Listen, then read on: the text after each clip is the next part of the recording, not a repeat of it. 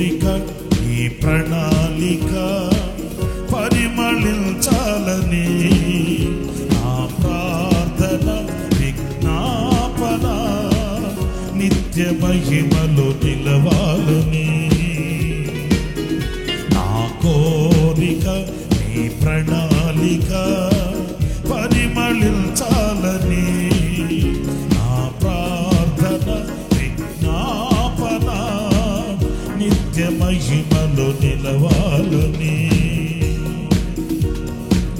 అక్షయుడాని Calvary త్యాగం అంకిత భావం కలుగ చేసెను ఆశల వాకిని తెరచినావు అనురాగ వర్షం కురిపించినావు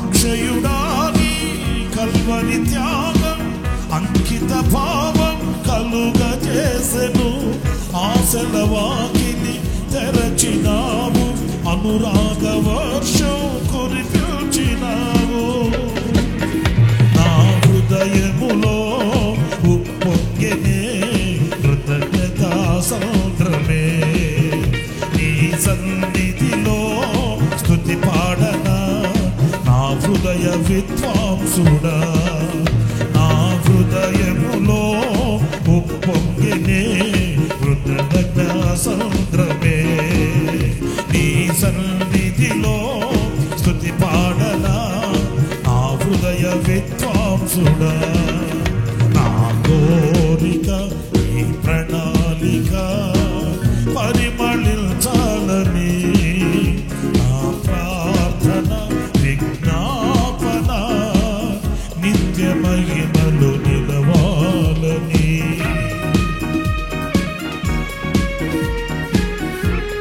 స్తోత్రం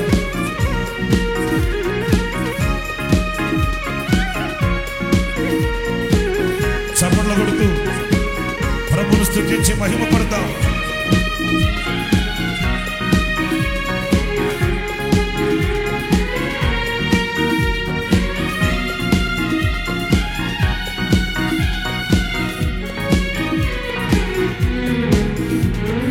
యథార్థవంతుల ఎడల నీవు ఎడబాయక కృప చూపి గాఢాంధకారము కమ్ము కొనగా వెలుగు రేఖవై ఉదయించినావు. యథార్థవంతుల ఎడల నీవు ఎడబాయక కృప చూపి గాఢాంధకారము కమ్ము కొనగా వెలుగు రేఖవై ఉదయించినావు. నన్ను నీవు విడిపించినావు ఇష్టుడవై నే నడచినందున దీర్ఘాయువుతో తృప్తి పరచిన సజీవుడవు నీవేనయ్యా. నా హృదయములో ఉప్పొంగినే కృతజ్ఞతా సముద్రమే నీ సన్నిధిలో స్తుతి పాడనా నా హృదయ విద్వాంసుడా నా హృదయములో ఉప్పొంగినే కృతజ్ఞతా సముద్రమే నీ సన్నిధిలో స్తుతి పాడనా నా హృదయ విద్వాంసుడా.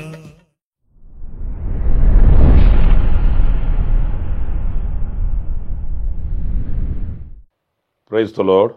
ప్రభువు అయిన యేసు క్రీస్తు ప్రశస్త నామములో మీ అందరికీ హృదయపూర్వకమైన వందనాలు తెలియపరుస్తున్నాను. ప్రభు మిమ్మల్ని ఆశీర్వదించి దీవించునుగాక. ఈ పూట పరిశుద్ధ గ్రంథంలో నుంచి రోమపత్రిక 8వ అధ్యాయం మొదటి వాక్యాన్ని నేను చదువుతున్నాను ఈ పూట ధ్యానం కొరకు. కాబట్టి ఇప్పుడు క్రీస్తు యేసునందున్న వారికి ఏ శిక్ష విధియు లేదు. ప్రియులారా చూడండి, వాక్య భాగంలో క్రీస్తు యేసు నందున్న వారికి కలిగే దీవెనలు ఎలాంటివి, ఆశీర్వాదాలు ఎలాంటివి, ప్రభు నమ్ముకొని మీకేంటి మేలు అనే ప్రశ్నలు ఆయా చోట మనం వింటూ ఉంటాము. ప్రభు నమ్ముకున్నంత మాత్రాన మీకు ఒరిగిందేంటి, తరిగిందేంటి అనే అమాయకపు మాటలు మన చెవిని పడుతూ ఉంటాయి. దేవుని వాక్యాన్ని మనం చదివినప్పుడు ఈ ప్రశ్నలన్నింటికీ సమాధానం మనకు బైబిల్, పరిశుద్ధ గ్రంథం మనకు చెప్తుంది.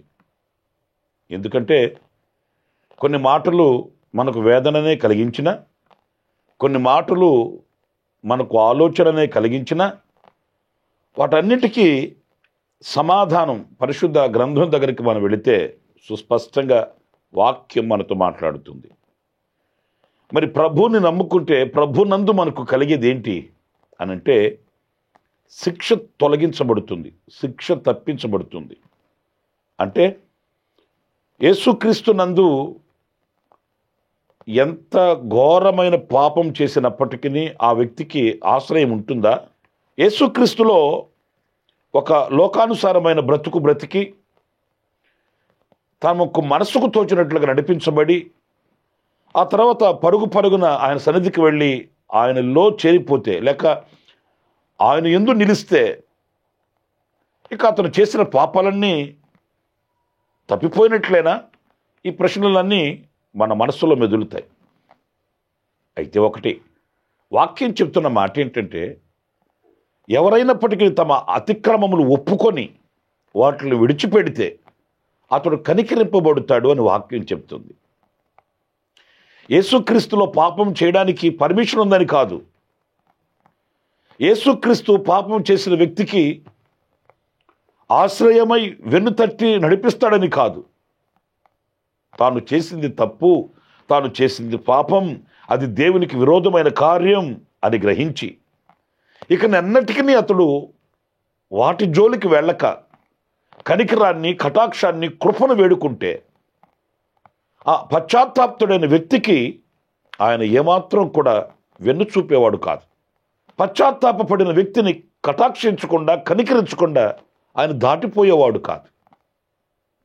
తన లోతైన పశ్చాత్తాపమును బట్టి, అతడు దేవుని సన్నిధిలో విన్నపించుకునే విన్నపాన్ని బట్టి ఎంత ఘోరమైన పాపినైనా ఆయన రక్షించి తప్పించి అతని మీద ఉన్న ఆ శిక్షను తొలగించి అతను మరలా యేసుక్రీస్తు సన్నిధిలో ఒక క్రొత్త బ్రతుకుని బ్రతికే అవకాశాన్ని ప్రభు అనుగ్రహిస్తాడు. అందుకే యేసయ్య దినమెల్ల చేతులు చాపి ఉన్నాడని పరిశుద్ధ గ్రంథంలో మనం చదువుతామండి.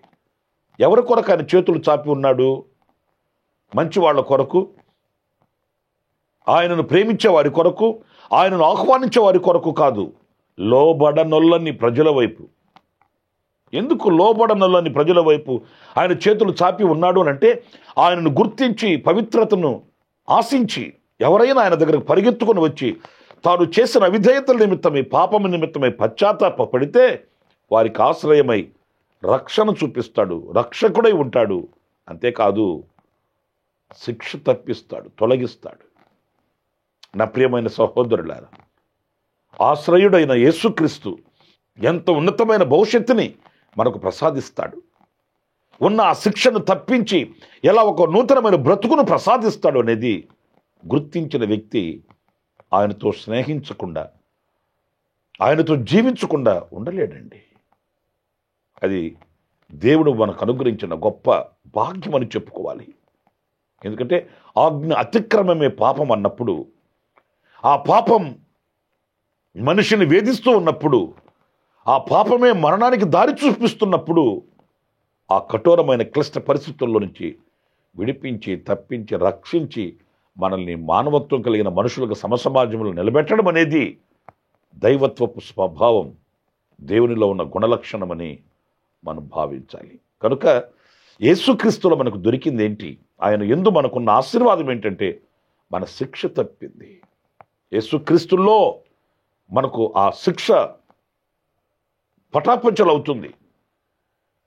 మనం స్వతంత్రులుగా మార్చబడగలుగుతాము అనేది మనం నేర్చుకోవలసిన విషయం. ఇంకా ఎవరైనా మీ పాపముల నిమిత్తమై పశ్చాత్తాపడి ఈ రక్షణ భాగ్యాన్ని మీరు పొందుకోలేని అభాగ్యులుగా ఉంటే ఇది అనుకూలమైన సమయం. ప్రభు ఇదిగో మిమ్మల్ని ఆహ్వానిస్తున్నటువంటి శుభ గడియలు ఇవి. మీ గత జీవితాన్ని విడిచి ప్రభునకు విరోధమైన పాపభూయిష్టమైన కార్యక్రమాల నుంచి విడిపించబడి తప్పించబడి నేను పాపిని ప్రభు క్షమించమని క్షమభిక్షను వేడి ప్రభు సన్నిధికి వస్తే ఆయన నీ మీద ఉన్న శిక్ష, ఇప్పటికే నువ్వు భరిస్తున్న భారం, నువ్వు మోస్తున్నటువంటి ఆ భారమైనటువంటి అనుభవాల్ని ఆయన తొలగించి శిక్షను తప్పించి నీకు ఒక కొత్త బ్రతుకుని ప్రసాదిస్తాడు. ఇంకొక విషయం కూడా నేను మీకు జ్ఞాపకం చేస్తాను. తిమోతికి పరిశుద్ధుడైన పౌలు రాసిన 2వ పత్రిక 2వ అధ్యాయం 1వ వాక్యాన్ని నేను చదువుతున్నాను. నా కుమారుడా, క్రీస్తు యేసు నందున్న కృపచేత బలవంతుడవు కమ్ము. ప్రియులారా చూడండి, క్రీస్తు యేసు నందున్న కృప. రెండవది ఆయన యందు మనకు దొరికేది ఏంటంటే కృప. మొదట శిక్ష తొలగుతుంది, 2 కృప కలుగుతుంది. ఆ దేవుని కృపయందు మనము బలవంతులము కాగలుగుతాము. చూడండి, గొప్ప దైవజనుడు పరిశుద్ధుడైన పౌలు ఆయన దగ్గర పరిచర్య నేర్చుకుంటున్న తన కుమారుడు లాంటి అనుభవం కలిగిన తిమోతికి ఈ మాటలు రాస్తున్నాడు. నీవు క్రీస్తు యేసు నందున్న ఆ కృపచేత నీవు బలవంతుడు కావాలి, బలాన్ని పొందుకోవాలి. అంటే మనకు కావలసిన ఆ శక్తి, ఆ బలం క్రీస్తు యేసు నందు ఆయన కృపచేత మనకు దొరుకుతుంది. నిజమే, ఈరోజు మనం బలవంతులు కావాలంటే ఏంటి నేను చెప్పేది? శరీర బలమే కాదండి, జ్ఞాన బలం, బుద్ధి బలం, క్షేమకరమైన బలం, ఇవన్నీ మనం పరిశీలించవలసి వస్తుంది. బలము అనంటే శరీర సంబంధంగా శరీరానికి మాత్రమే కాదు, మనకు బుద్ధి బలం కావాలి, జ్ఞాన బలం కావాలి, సంపద బలం కావాలి. ఇవన్నీ కృపచేత మనం పొందుకోవాలంట. ప్రభుని అడిగితే, ఆయన సన్నిధికి వెళితే, ఆయన దగ్గర ప్రార్థిస్తే ఈ కృపయందు మనకు అనుగ్రహింపబడతాయి. ఈ కృపయందు మనం ఏది అడిగినప్పటికీ ఆయన దయచేవాడు గనుక ప్రభునందు మనకు కృప కలుగుతుంది. ఆ కృపచేత మనం అన్నింటిలో విజయాన్ని చూడగలుగుతాం, రాణించగలుగుతాం, బలాన్ని పొందుకోగలుగుతాము. ప్రతిదినం మనం కృప పొందుకొని, ప్రతిదినం కృపను వేడుకొని, ప్రతిదినం కృపను ఆశించి, ప్రభు సన్నిధిలో ప్రార్థించి, ఏ విషయంలోనైనా మనం ఒక గొప్ప ఉన్నత స్థానానికి మనం వెళ్ళగలమండి. ఆయన ఏదో కృప సమృద్ధిగా దొరుకుతుంది. ప్రభువా, నేను బలహీనుడను, నేను శక్తిహీనుడను, నేను జ్ఞానహీనుడను, నేను బుద్ధిహీనుడను, నాకు నువ్వు కృపనిచ్చి నన్ను బలవంతుడిగా మార్చమని ప్రభుని అడిగితే, సొలొమోను ప్రభు సన్నిధిలో ప్రార్థించినప్పుడు ప్రభు అనుగ్రహించాడు. నాకు బుద్ధి చాలదు, జ్ఞానం చాలదు, ఇంత గొప్పదైన నీ జనమునకు న్యాయము తీర్చుటకు అది నాకు కష్టతరమైనది, నాకు వివేకము దయచేయమని ప్రభుని అడిగినప్పుడు ప్రభు అనుగ్రహించాడు. అంతకుముందు దినములలో కానీ ఆ తరువాత దినములలో కానీ సొలొమోను వంటి రాజు లేడు. అంత జ్ఞానాన్ని, అంత బలాన్ని దేవుడు అనుగ్రహించాడు. దావీదు ప్రార్థన చేశాడు, నాకు బలము కావాలి, ఈ యెబూసీయులు నివసించే ఈ పర్వతం మీదకి నేను ఎక్కుతాను, ఎక్కలేనంత ఎత్తైన కొండ మీదకి నన్ను ఎక్కించు అని ప్రార్థించాడు. దేవుడు ఎక్కగలిగిన బలమునిచ్చాడు, జయించగలిగిన శక్తినిచ్చాడు, ఆ పనిని సంపూర్తి చేయవలసిన వివేకమునిచ్చాడు, ఆ ఉన్నత సామర్థ్యతను దేవుడు అనుగ్రహించాడు. మన శక్తి మీద మనం ఏదో ఎక్కిపోవాలనుకుంటాం, మన శక్తి చేత మనం ఏదో ఉన్నతంగా ఉండిపోవాలనుకుంటాం, మన బలము చేత మనం ఏదో రాణించాలి, సాహసించాలనుకుంటాం. మన శక్తి ఏ పాటిది, మన బలం ఏ పాటిది? దైవశక్తి మనకు కావాలి, దైవ బలం మనకు కావాలి, దైవ వివేకం, వివేచన మనకు కావాలి. ఎలా కలుగుతుంది అంటే ప్రభు నందు కృపచేత మనకు కలుగుతుంది. మన ప్రభు పేరే కృపామయుడు, కృప సత్య సంపూర్ణుడు, కృపానిధి. ఆయన ఏదో కృప దొరుకుతుంది. నా ప్రియమైన సహోదరులారా, ఆలోచించండి, ప్రభునందు మనకి ఏం కలుగుతుంది అనే ప్రశ్నకి ఎంత శ్రేష్టమైన సమాధానం మనకు కలుగుతుందో చూడండి, దొరుకుతుందో చూడండి. గనుక ఈరోజున ప్రభునందున్న కృపను పొందుకొని, ఆ కృపను వేడుకొని, ఆ కృప చేత బలవంతుడు అవుతున్నావా? ఇంకా నీ బలహీనతలలో ఉన్నావా? ఇంకా నీ శక్తిహీనతలలో ఉన్నావా? ఇంకా ఓటమిలో నలిగిపోతున్నావా? ఆలోచించు. ఇదొక చక్కటి అవకాశం. నీవు కృపను పొందుకొని ఆ కృప చేత నీవు అన్ని విషయాల్లో ఒక గొప్ప జయాన్ని పొందవచ్చు. ఇంకొక మాట, పరిశుద్ధుడైన పౌలు ఫిలిప్పీ సంఘానికి వ్రాసిన పత్రికలో 4వ అధ్యాయం 4వ వాక్యాన్ని నేను చదువుతున్నాను, జాగ్రత్తగా ఆలకించండి. ఎల్లప్పుడూ ప్రభునందు ఆనందించుడి, మరలా చెప్పుదును ఆనందించుడి. ప్రియ సహోదరులారా, ఈ వాక్యంలో చూడండి, ప్రభువునందు ఆనందం ఉంది. ఈ రోజున కోట్ల రూపాయలు ఖర్చు పెట్టి ఏదో దూరం అనుకోకుండా, భారం అనుకోకుండా, సంతోషం కొరకు, ఆనందం కొరకు పరుగులు తీస్తున్నటువంటి ప్రజల్ని అందరినూ మనం చూస్తున్నామండి. ఎందుకంటే చేతి నిండా డబ్బు ఉంది, ఆస్తులు ఉన్నాయి, అంతస్తులు ఉన్నాయి, పదవులు ఉన్నాయి, ఆధిక్యతలు ఉన్నాయి, ఆధిపత్యాలు ఉన్నాయి. కానీ లేనిది ఏంటంటే ఆనందమే లేదు, సంతోషమే లేదు. చాలా కుటుంబాలకు ప్రార్థించడానికి నేను వెళుతుంటాను. వారు చెప్తున్న మాట, ఏదో తెలియని ఆవేదన, తెలియని దుఃఖం మమ్మల్ని ఎలుబడి చేస్తుందండి. అన్నీ ఉన్నాయి సమృద్ధిగా, తినడానికి తక్కువేమి లేదు, కట్టడానికి తక్కువేమి లేదు, ఇంకా 10 మందికి పెట్టే పరిస్థితుల్లోనే మేము ఉన్నాం. కానీ ఎందుకో హృదయంలో సంతోషం ఉండట్లేదు. ఏదో తెలియని ఆందోళన, ఆవేదన. నిజమే, డబ్బుతో ఆనందం దొరకదు, ఆస్తులతో ఆనందం దొరకదు. నేను కాస్త చొరవ తీసుకుని మాట్లాడాలి. మనల్ని కన్న కొన్న ఉన్న వాళ్ళ యొద్ద మనకు ఆనందం దొరకదండి. ఇంకా నేను విశదీకరణగా చెప్పాలంటే, నేను కట్టుకున్న వాళ్ళ దగ్గర లేని ఆనందం ప్రభునందు నీకు దొరుకుతుంది. నీవు కన్న వాళ్ళ దగ్గర లేని ఆనందం ప్రభు దగ్గర నీకు దొరుకుతుంది. నిన్ను కన్న వాళ్ళ దగ్గర లేని ఆనందం ప్రభు దగ్గర నీకు దొరుకుతుంది. ఇంకా ఒక మాట తేల్చి చెప్పాలంటే, లోకంలో ఎక్కడ దొరకని ఆనందం ప్రభు దగ్గర నీకు దొరుకుతుంది. ఆస్తులు అంతస్తులు ఉండొచ్చు, లేకపోవచ్చు. కానీ ప్రభు దగ్గరికి వెళ్ళినప్పుడు, దేవుని వాక్యం యొద్దకు నువ్వు వెళ్ళినప్పుడు, వేదనతో నింపబడిన నీ హృదయం ఉల్లసిస్తుంది. దుఃఖ సాగరంలో మునిగిపోయిన నీ హృదయానికి దేవుని వాక్యం ఆదరణ కలిగిస్తుంది. నా ప్రభువే వాక్యం, వాక్యమే నా ప్రభు. ప్రభు నందు ఏ పరిస్థితుల్లోనైనా ఆనందం దొరుకుతుంది. ఒకవేళ ఎవరైనా మిమ్మల్ని అడుగుతున్నారేమో, ప్రభు నమ్ముకున్నావు కదా, ఏం దొరికింది నీకు? లోకంలో దొరకని ఆనందం దొరికింది. లోకంలో ఎక్కడ కానరాని సంతోషం, ఆనందాన్ని నేను సంపాదించుకున్నాను. ఆనాటికి రెక్కాడితే డొక్కాడుతుంది అన్నట్లుగా పోషింపబడుతున్నప్పటికీ చాలు. ఎందుకంటే ఆనందంగా బ్రతకగలుగుతున్నాము, సంతోషంగా బ్రతకగలుగుతున్నాము, దేవుని సన్నిధిలో హర్షించగలుగుతున్నాము, మహామహిమ కలిగిన దేవుని నీడలో బ్రతుకుతున్నాం. అంతకంటే మించిన భాగ్యం మరొకటి ఏముందంటారు? నా ప్రియమైన సహోదరులారా, ఈ ఆనందం, ఈ సంతోషం ఈ రోజున కోల్పోయిన ప్రజలలో ఒకవేళ మీరున్నారేమో. ప్రభు నిన్ను ఆకర్షిస్తున్నాడు, ప్రభు నిన్ను పిలుస్తున్నాడు, ఆహ్వానిస్తున్నాడు. సంతోషంగా, ఆనందంగా, ఆహ్లాదకరంగా బ్రతకడానికి మరొక అవకాశాన్ని ప్రభు చూపిస్తున్నాడు. ఎందుకు దుఃఖ సాగరంలో మునిగిపోతూ ప్రభు ఇచ్చే ఆనందానికి దూరాన నిలిచి ఉంటావు? ప్రభునందు కలిగే ఆనందం నిత్యానందం. వారి ధనధాన్యములు విస్తరించిన నాటి కంటే అధికమైన సంతోషం, అధికమైన ఆనందం. ధనధాన్యములు విస్తరించిన నాటి ఆనందం కంటే కూడా. నేను ఒక్క మాట నేను తెగించి మీతో మాట్లాడుతున్నాను. ₹1,00,00,000 మీరు జోబులో పెట్టుకుని ఒక రోజున ఆనందించండి. మరుసటి రోజు ఒక దినం ప్రభు సన్నిధిలో గడిపి చూడండి. ₹1,00,00,000 ఇవ్వలేని ఆనందం ప్రభు సన్నిధిలో నీకు దొరుకుతుంది.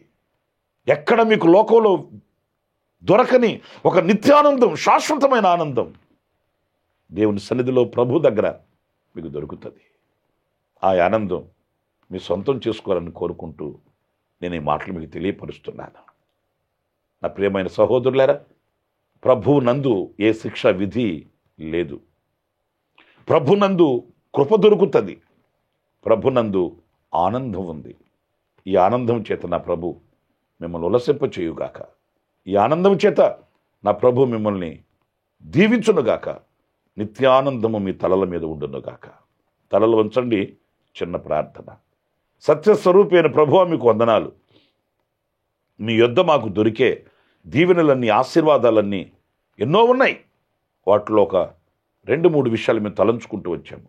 నిజమే నాయనా, మా శిక్ష తొలగింది, మీ యొద్ద మాకు కృప దొరికింది, మీ యొద్ద మాకు ఆనందం లభ్యమైంది. ఆ ఆనందం చేత నేటి వరకు మమ్మల్ని నడిపిస్తున్నావు. లోకంలో ఏదో సంపాదించాము, ఎంతో సంపాదించామని కాదు, మిమ్మల్ని కలిగి ఉన్నాము, మీరు మాకు దొరికారు, అంతే చాలు. సంతృప్తితో సంతోషంతో సాగి వెళ్ళడానికి మా చేతిని మీరు పట్టుకొని ఉన్నారు. అంతకు మించింది మరొకటి లేదు. కృతజ్ఞులమై ప్రభువా మీకు కృతజ్ఞత స్తుతి చెల్లిస్తున్నాం. ఈ అనుభవాలు లేని వారిని దర్శించండి, ఆకర్షించండి, వారికి అవకాశాన్ని ఇవ్వండి. వారిని కూడా మీ కొరకు సాక్షిగా బ్రతికే కృప దయచేయమని మమ్మల్ని ఒక్కొక్కరిని మీ చేతులకు సమర్పించుకుంటూ యేసు నామములో ప్రార్థన చేసి వేడుకొనుచున్నాను తండ్రి. ఆమేన్, ఆమేన్, ఆమేన్. ఈ దినమంతా ప్రభు మిమ్మల్ని ఉన్నతమైన కృపతో నింపుగాక, ఆశీర్వదించుగాక. ఆమేన్. ప్రతిదినము ఈ అనుదిన కృపాను సందేశముల కొరకు, ఇంకా మరిన్ని ఆత్మ సంబంధమైన సందేశాల కొరకు ఈ మా యూట్యూబ్ ఛానల్ ను సబ్స్క్రైబ్ చేసుకోండి. Pastor Ramesh hosanna ministries.